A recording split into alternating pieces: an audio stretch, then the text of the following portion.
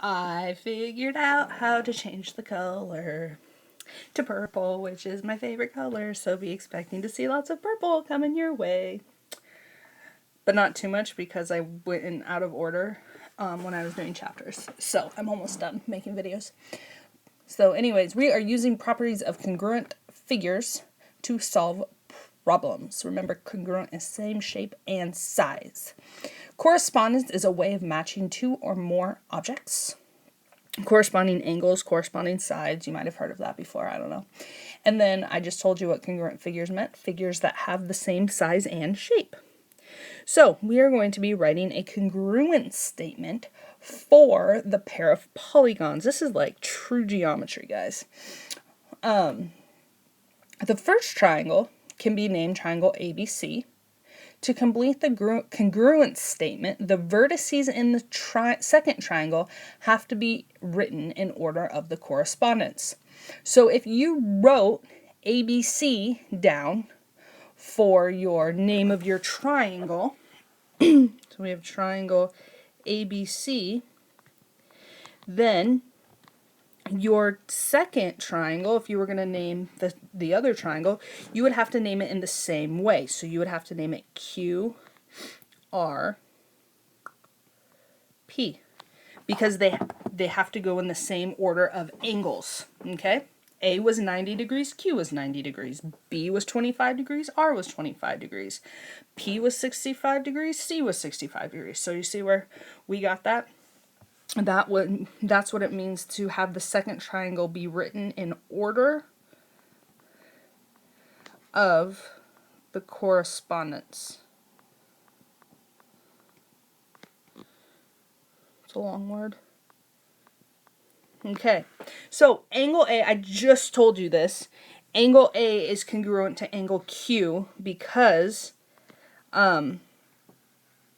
they measure the same. So they correspond to each other, okay, because they're in the same spot. Angle B is congruent to angle R because they're both 25 degrees, so they correspond to each other because they're in the same spot. And angle C is congruent to angle P because they're the same degrees, so they correspond to each other. So the congruent statement is triangle ABC is congruent to QRP. Okay? So all we did was we took these three and wrote them in the same order, and these three and wrote them in that order, and that gives you the congruent statement of the triangle. In the figure, quadrilateral VWXY is congruent to quadrilateral JKLM. We are to find the measure of angle, or side A, sorry, or just A.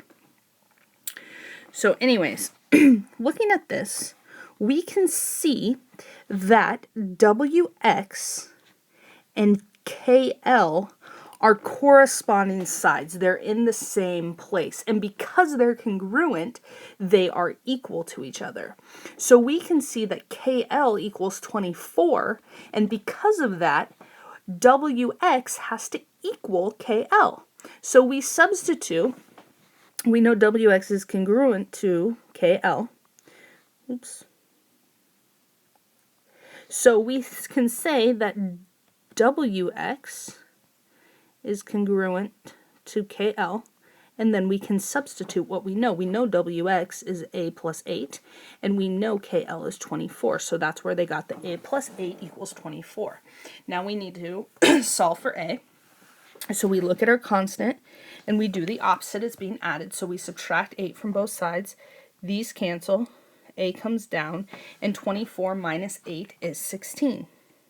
So A equals 16 because when you add 8 to 16, you get 24. And some of you are going to be like, well, I could have looked at that and got it. I don't care. Okay, I want you to show your work. So now we're going to find B. So let's erase our little stuff on there. But I guess I can't erase my purple, so we're going to have to change colors. Anyways, B we're going to do in red. We are finding B, so here we go. There's B, so we know that ML and yx are congruent to each other because of our directions. It says our shapes are congruent. So line ML is congruent to line yx. So we substitute 6b in for ML and 30 in for yx. Then we divide both sides by the coefficient, which is 6.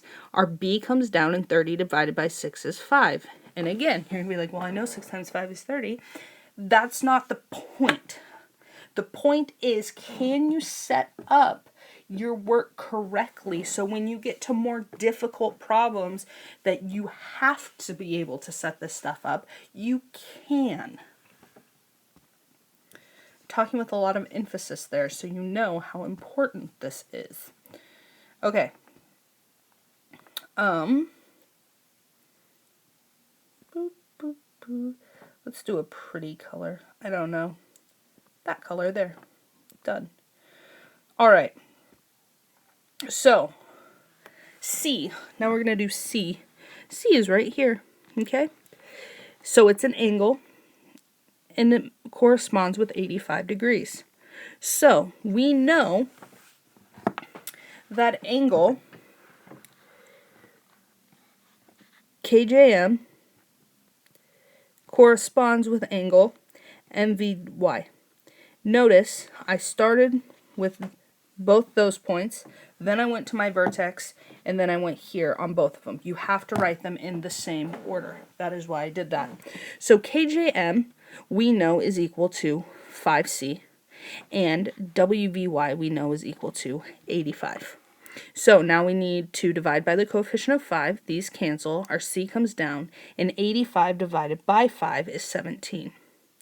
So C is 17 because 5 times 17 is 85. Go write your congruence statement for number 1. In the same way, you have to show which angle is congruent to which on each of those to write your congruence statement. And then, and it's quadrilateral, so it's quadrilateral, 4 letters, is congruent to quadrilateral, 4 letters. In the number 2, you must write down an equation and solve it.